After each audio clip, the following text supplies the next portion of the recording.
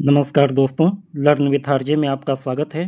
तो दोस्तों, आज मैं आपके लिए लेकर आया हूँ आपके ability enhancement course AE2 NSS राष्ट्रीय सेवा योजना यानी NSS के प्रश्नों के दूसरे भाग को। ये सेकंड वीडियो है। इसके पहले इसका एक वीडियो पहले आ चुका है, उसका लिंक इस वीडियो के डिस्क्रिप्शन में दिया जा रहा है। आप वहां जाकर इस पहले वीडियो को भी देख सकते हैं। पहले भाग में हमने NSS के उद्भव के बारे में, उसके विकास के बारे में, NSS के उद्देश्य, लक्ष्य, थीम, लाभ, NSS के कोर्सेज, एक्टिविटीज, कैंप और NSS सर्टिफिकेट से रिलेटेड क्वेश्चंस को देखा था। अब आगे की चीज़ों को हम इस वीडियो में देखेंगे। तो आइए शुरू करते हैं। सबसे पहले राष्ट्रीय सेवा योजना का सिद्धांत वाक्य क्या है? What is the motto of NSS? तो देखिए, सिद्धांत वाक्य है नॉट मी बट यू। ठीक है, मैं नहीं तुम, या हिंदी में कह सकते हैं मैं नहीं आप। यानी NSS का सिद्धांत वाक्य ये है कि सामने वाले को वरीयता दीजिए, अपने से ज़्यादा सामने वाले को वरीयता दीजिए, सम्मान दीजिए और उसकी सेवा के प्रति सजग रहिए। इसके बाद है राष्ट्रीय सेवा योजना के सिद्धांत वाक्य में मैं नहीं तुम का सार क्या है? What is the essence of not me but you in the motto of national service scheme? तो यहाँ पे इसका सार ये है कि प्रजातांत्रिक ढंग से रहने तथा निस्वार्थ सेवा की आवश्यकता, the need to live in a democratic way and selfless service. इसके बाद बात आती है राष्ट्रीय सेवा योजना का प्रतीक चिन्ह किस पर आधारित है? On what is the logo of national service scheme is based? तो राष्ट्रीय सेवा योजना का प्रतीक चिन्ह कोणार्क के सूर्य मंदिर के रथ चक्र पर आधारित है। कोणार्क के सूर्य मंदिर में रथ चक्र बने हुए हैं, उन पर आधारित है NSS का प्रतीक चिन्ह यानी कि logo, on the chariot wheel of the Konark sun temple. इसके बाद अगला प्रश्न आता है कोणार्क का सूर्य मंदिर किस राज्य में स्थित है? In which state the sun temple of Konark located? तो कोणार्क का सूर्य मंदिर भारत के उड़ीसा राज्य में है।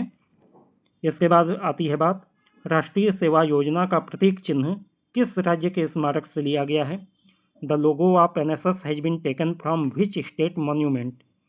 तो यहाँ पे भी आपका सही जवाब है उड़ीसा। उड़ीसा के कोणार्क के सूर्य मंदिर के रथ चक्र के पहियों से इस प्रतीक चिन्ह को लिया गया है। इसके बाद कोणार्क के सूर्य मंदिर के विशाल रथ चक्र क्या अभिव्यक्त करते हैं? What do the huge chariot wheel of the sun temple of Konark express? तो ये प्रकट करता है सृजन, संरक्षण और निर्मुक्ति के आवर्तन को। आवर्तन का मतलब बार बार जो क्रिया होती हो, यानी सृजन होता है, संरक्षण होता है और अंत में निर्मुक्ति होती है। जीवन का यही चक्र है ना। तो कोणार्क का सूर्य मंदिर का रथ भी इसी चक्र को दर्शाता है, the rotation of creation, preservation and liberation. इसके बाद बात आती है कि राष्ट्रीय सेवा योजना के बैज पर कौन सा चिन्ह उत्कीर्ण है? विच symbol is engraved on the badge of the national service scheme? तो बैज का मतलब होता है बिल्ला, जो लोग अपने छाती पे, सीने पे लगाते हैं। तो बैज पर राष्ट्रीय सेवा योजना के प्रतीक चिन्ह को लगाया गया है NSS के बैज पर, logo of the national service scheme. इसके बाद कोणार्क के सूर्य मंदिर के 24 पहिए किसका प्रतिनिधित्व करते हैं? What do the 24 wheels of the sun temple of Konark represent? तो देखो, कोणार्क के सूर्य मंदिर में जो रथ बना है उसमें 24 पहियों को दर्शाया गया है और हर एक पहिया दिन के 1 घंटे को प्रकट करता है, यानी वो 24 पहिए दिन के 24 घंटों को प्रकट करते हैं। इसके बाद है सूर्य मंदिर के प्रत्येक पहिए में कितनी तिल्लियाँ हैं? How many spokes are there in the each wheel of the sun temple? तो देखो, ये पहिया है, इसमें 8 तिल्लियाँ लगाई गई हैं। ठीक है, हर पहिए में 8 तिल्लियाँ हैं। इसके बाद सूर्य मंदिर के प्रत्येक पहिए की 8 तिल्लियाँ क्या दर्शाती हैं? What do the 8 spoke of each wheel of the sun temple represent? तो देखो, ये 8 तिल्लियाँ 8 प्रहर को दिखाती हैं, 8 प्रहर्स। ठीक है, प्रहर जो है भारतीय समय प्रणाली का एक मानक है, जिसे प्रहर कहा जाता है। 3 घंटे का एक प्रहर होता है, इसलिए 24 घंटे में 8 प्रहर होते हैं। ठीक है, तो ये 8 तिल्लियाँ 8 स्पोक्स जो है 8 प्रहर को दर्शाते हैं। इसके बाद है राष्ट्रीय सेवा योजना के बैज में 8 तिल्लियों को क्यों लगाया गया है? Why are the 8 spokes used in the badge of the national service scheme? तो इसे इसलिए लगाया गया है ताकि बैज को धारण करने वाले व्यक्ति को यह याद दिलाता रहे कि वह राष्ट्र सेवा के लिए दिन रात यानी 8 प्रहर और 24 घंटे तत्पर रहे। ठीक है, so that the person wearing the badge is reminded that he should be ready to serve the nation day and night, means all 8 प्रहर्स एंड 24 आवर्स। ठीक है। क्वेश्चन नंबर 68, राष्ट्रीय सेवा योजना के बैज में लाल रंग किसका प्रतीक है? What does the red colour symbolise in the badge of the national service scheme? तो लाल रंग रक्त का प्रतीक है। ये दर्शाता है कि स्वयंसेवक जो हैं उसमें रक्त की कोई कमी नहीं है। राष्ट्रीय सेवा योजना के बैज में लाल रंग किस बात की ओर संकेत करता है? What does the red colour indicate in the badge of the national service scheme? तो लाल रंग ये बताता है कि स्वयंसेवकों का उत्साह पूरा है, वह जीवंत हैं, सक्रिय हैं और उनमें स्फूर्ति है। That the enthusiasm of the volunteer is full, they are alive, active and there is energy in them. ठीक है। अगला प्रश्न आता है कि राष्ट्रीय सेवा योजना के बैज में नीला कलर किस बात को दर्शाता है? What does the blue colour indicate in the badge of the national service scheme? तो बैज में नीला रंग ब्रह्मांड को दर्शाता है, टू द यूनिवर्स। ठीक है। इसके बाद राष्ट्रीय सेवा योजना के यहाँ ब्याज नहीं है, बैज में नीला रंग किस बात की ओर संकेत करता है? What does the blue colour of the badge of the national service scheme indicate? तो नीला रंग इस बात को दर्शाता है कि राष्ट्रीय सेवा योजना इस ब्रह्मांड का एक छोटा सा अंश है जो मानव मात्र का कल्याण करने के लिए अपना अंशदान करने के लिए तैयार है। The national service scheme is a small part of the universe and which is ready to donate its share for the welfare of mankind. नीला रंग ब्रह्मांड और राष्ट्रीय सेवा योजना ब्रह्मांड का एक छोटा सा अंश है और वो अपना अंशदान करने को तैयार है, इन बातों को प्रकट करता है। इसके बाद राष्ट्रीय सेवा योजना के बैज में सफ़ेद रंग किसका द्योतक है? What does the white colour in the badge, यहाँ बैज होगा, of the national service scheme indicate? तो देखो सफ़ेद रंग शांति का द्योतक है, जिसका अर्थ है कि राष्ट्रीय सेवा योजना का स्वयंसेवक, यहाँ स्वयं कर लेना, बिना विवाद किए अपने कार्य में सदैव तत्पर रहता है। White colour is indicate to the peace, which means that the sevak of the national service scheme is always ready to do his work without any dispute। तो ये तीनों कलर के अर्थ और उसके प्रतीक को आपने समझ लिया। अब बात आती है एनएसएस के प्रशासन की, एडमिनिस्ट्रेशन ऑफ द एनएसएस कैसे होता है। तो देखिए, राष्ट्रीय सेवा योजना किस सरकार की योजना है? Which government's scheme is the national service scheme? Bharat में सरकारें आमतौर पे 3 स्तर पे काम करती हैं, केंद्र सरकार, राज्य सरकार और लोकल सेल्फ गवर्नमेंट। तो एनएसएस जो है केंद्र सरकार की योजना है, सेंट्रल गवर्नमेंट। ठीक है। इसके बाद राष्ट्रीय सेवा योजना के 3 स्तंभ कौन से हैं? What are the 3 pillars of the NSS? तो एनएसएस केंद्र सरकार की योजना है, लेकिन इसमें राज्य सरकारें और शैक्षिक संस्थान को भी जोड़ा गया है और इन्हीं तीनों को 3 स्तंभ माना जाता है, केंद्र सरकार, राज्य सरकार और शैक्षिक संस्थान, central government, state government and educational institution. अब देखो, प्रारंभ में राष्ट्रीय सेवा योजना को किस मंत्रालय के अंतर्गत शुरू किया गया था? At first under which ministry was the national service scheme started? तो 1969 में जब नेशनल सर्विस स्कीम की शुरुआत की गई थी तो इसे ministry of education and culture के अंतर्गत स्टार्ट किया गया था। ठीक है ना, ministry of education and culture. लेकिन अब इसमें बदलाव कर दिया गया है। अब ये पूछ रहा है कि वर्तमान में राष्ट्रीय सेवा योजना भारत सरकार के किस मंत्रालय के अधीन है? At present NSS is under which ministry of government of India? युवा मामले एवं खेल का मंत्रालय भारत सरकार के अंतर्गत आ जाती है, ministry of youth affairs and sports. इसके बाद राज्य स्तर पर राष्ट्रीय सेवा योजना के प्रशासनिक प्रबंध की सर्वोच्च संस्था कौन सी है? Which is the highest body for administrative management of national service scheme at the state level. तो उच्च शिक्षा विभाग यानी the department of higher education state level पे सर्वोच्च बॉडी है जो एनएसएस का एडमिनिस्ट्रेशन करती है। इसके बाद राष्ट्रीय सेवा योजना के अंतर्गत गतिविधियों पर होने वाले व्यय की व्यवस्था केंद्र सरकार और राज्य सरकार द्वारा किस अनुपात में की जाती थी? In what ratio was the expenditure on the activities under NSS arrange by the central government and the state government? तो देखो इसका अनुपात था 7:5। ठीक है, यानी यदि 7 रुपये केंद्र सरकार खर्च करेगी तो 5 रुपये राज्य सरकार खर्च करेगी। इस स्कीम में 120 रुपये प्रति स्वयंसेवक प्रति वर्ष का जो योगदान है सरकार की ओर से दिया जाता था। तो इसमें 70 रुपीज़ सेंट्रल गवर्नमेंट देती थी और 50 रुपीज़ जो है स्टेट गवर्नमेंट देती थी। ये पहले की बात है। अब जो है इसमें बदलाव हो गया है। क्या बदलाव हुआ है आगे के प्रश्नों में आपको मिल जाएगा। देखिए, वर्तमान में राष्ट्रीय सेवा योजना की गतिविधियों के वित्त पोषण किसके द्वारा किया जाता है? At present by whom the activities of national service scheme are financed. तो देखो, राष्ट्रीय सेवा योजना की गतिविधियों का पहले जो खर्च था वो केंद्र सरकार और राज्य सरकार दोनों वहन करती थीं, लेकिन अब पूरा का पूरा खर्च केंद्र सरकार द्वारा किया जाता है। राज्य सरकार इसमें खर्च नहीं करती हैं अब, entirely by the central government. ये दोनों चीज़ें इसलिए बता रहे हैं कि हो सकता है कि पहले से बने हुए प्रश्न एग्जामिनर उठा दे और उसमें आपसे ये अनुपात पूछ लिया जाए तो भी आप क्वेश्चन को हल कर पाएँ।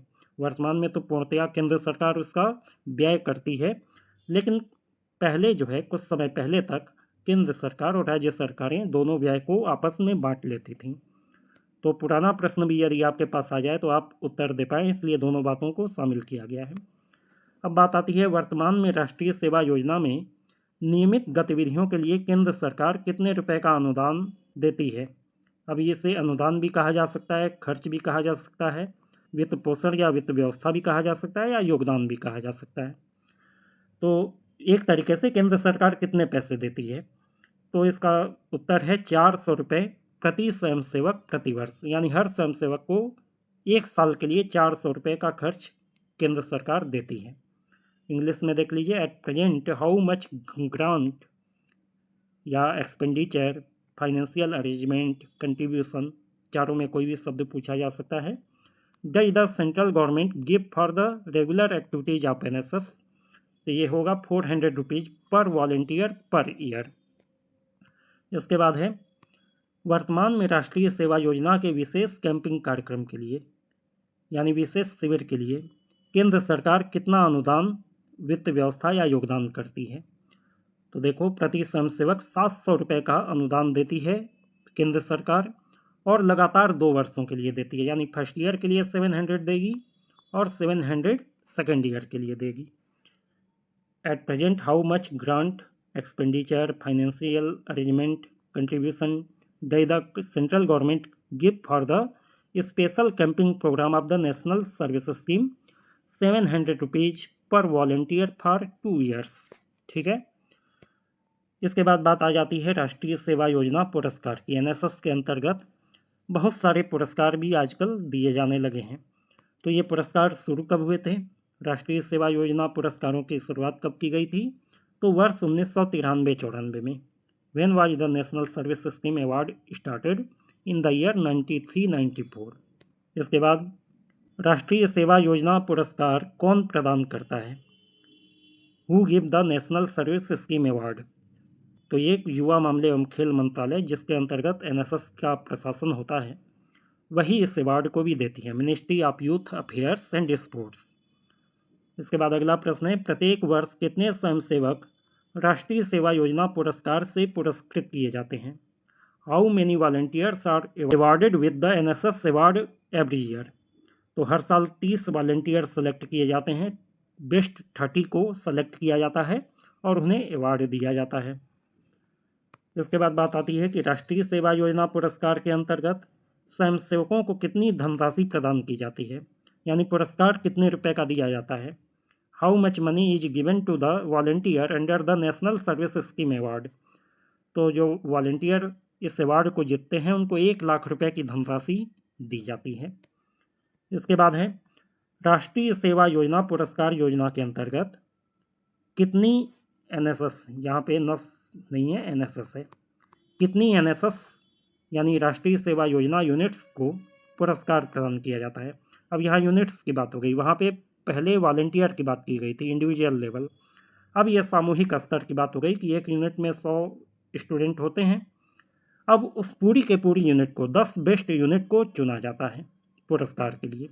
ठीक है, how many national service scheme unit are awarded under the NSS award scheme. तो 10 यूनिट पूरे देश से अवार्ड के लिए चुनी जाती हैं। इसके बाद है राष्ट्रीय सेवा योजना पुरस्कार के अंतर्गत प्रत्येक एनएसएस यूनिट को पुरस्कार में कितनी धनराशि प्रदान की जाती है। तो यूनिट लेवल पे 2,00,000 रुपये का पुरस्कार दिया जाता है। How much money is given as a reward to the each NSS unit under the NSS award. तो 2,00,000 रुपीज़ पर यूनिट। ठीक है, इसके बाद देखिए राष्ट्रीय सेवा योजना पुरस्कार योजना के अंतर्गत प्रतिवर्ष कितने कार्यक्रम अधिकारी पुरस्कृत किए जाते हैं। How many programme officers are awarded every year under the national service scheme award. तो यहाँ पे भी आपका जवाब होगा 10, यानी 30 वॉलंटियर हो गए, 10 प्रोग्राम ऑफिसर्स हो गए यानी कार्यक्रम अधिकारी, और 10 एनएसएस यूनिट। 30-10-10 का रेशियो याद कर लीजिए। इसके बाद है राष्ट्रीय सेवा योजना पुरस्कार योजना के अंतर्गत कार्यक्रम अधिकारी को पुरस्कार स्वरूप कितनी धनराशि प्रदान की जाती है। तो 1,50,000 रुपये। How much money is given as a reward to the programme officer under the national service scheme award. तो यहाँ पे आपका सही जवाब है 1,50,000 रुपये, यानी वॉलंटियर को 1,00,000, कार्यक्रम अधिकारी को 1,50,000 और एनएसएस यूनिट को 2,00,000 रुपये का पुरस्कार दिया जाता है। वॉलंटियर 30 सेलेक्ट होते हैं, कार्यक्रम अधिकारी 10 सेलेक्ट होंगे और एनएसएस यूनिट भी 10 सेलेक्ट होंगी। राष्ट्रीय सेवा योजना के अंतर्गत पुरस्कृत विश्वविद्यालय को कितनी धनराशि प्रदान की जाती है। देखो इसमें विश्वविद्यालय को भी पुरस्कार दिया जाता है, एक विश्वविद्यालय को पुरस्कार मिलता है बेस्ट जो भी होता है, तो उसे 5,00,000 रुपये की धनराशि पुरस्कार में दी जाती है। यहाँ आगे एक टेबल बना के मैंने दिखाया है आपको, पुरस्कारों का विस्तृत विवरण निम्न टेबल में दिया गया है। Detailed description of NSS award given in the table below. तो इस टेबल को जूम करके आप लोग देख लीजिएगा, इसमें जो भी चीज़ें हैं उसे हम ऊपर देख चुके हैं। इसके बाद है राष्ट्रीय सेवा योजना पुरस्कार के उद्देश्य, ऑब्जेक्टिव ऑफ एनएसएस अवार्ड्स, यानी ये अवार्ड आखिर दिए क्यों जाते हैं। तो इसका 4 मुख्य उद्देश्य है। एनएसएस छात्र स्वयंसेवकों, एनएसएस कार्यक्रम अधिकारियों और सामुदायिक सेवा में कार्यक्रम समन्वयकों द्वारा उत्कृष्ट योगदान को मान्यता देना। ठीक है, उन्होंने अच्छा काम किया तो उनको मान्यता देने के लिए इस पुरस्कार को दिया जाता है। To recognise outstanding contribution by NSS student volunteer, NSS programme officers and programme coordinator in the community service. दूसरी बात आती है युवा एनएसएस छात्र स्वयंसेवकों को सामुदायिक सेवा के माध्यम से अपने व्यक्तित्व को विकसित करने के लिए प्रोत्साहित करना। To encourage young NSS student volunteer to develop their personality through community service, यानी कम्युनिटी में जब आप सेवा देते हैं, कार्य करते हैं, तो आपकी पर्सनालिटी में भी डेवलपमेंट होता है, क्योंकि आप नई नई चीज़ें, प्रैक्टिकल नॉलेज सीखते हैं। तो इस चीज़ को और ज़्यादा प्रमोट करने के लिए पुरस्कार योजना बनाई गई है कि आपको प्रोत्साहन मिले, अच्छा काम करने के लिए आपको और ज़्यादा प्रेरणा मिले, आप में एक विल हो कि हम भी पुरस्कार जीतने जैसा काम करें, इसके लिए भी। इसके बाद है एनएसएस स्वयंसेवकों के माध्यम से राष्ट्रीय सेवा योजना की ज़रूरतों को पूरा करने के लिए एनएसएस के कार्यक्रम अधिकारियों और कार्यक्रम समन्वयकों को प्रोत्साहित करना। To encourage the programme officer and programme coordinator of NSS to meet the need of NSS through NSS volunteer, यानी अब वॉलंटियर को तो इसलिए पुरस्कार दिया गया कि उनके काम को मान्यता दी जाए और उन्हें और अच्छा काम करने के लिए प्रेरित किया जाए। और यही बात आती है कार्यक्रम अधिकारी और कार्यक्रम समन्वयकों के लिए। कि कार्यक्रम अधिकारी अपने वॉलंटियर से अच्छा काम कराने का प्रयास करें, इसलिए उनको भी पुरस्कृत किया जाता है। एक और उद्देश्य ये है कि एनएसएस स्वयंसेवकों को सामुदायिक कार्य के लिए अपनी निस्वार्थ सेवा जारी रखने के लिए प्रेरित करना।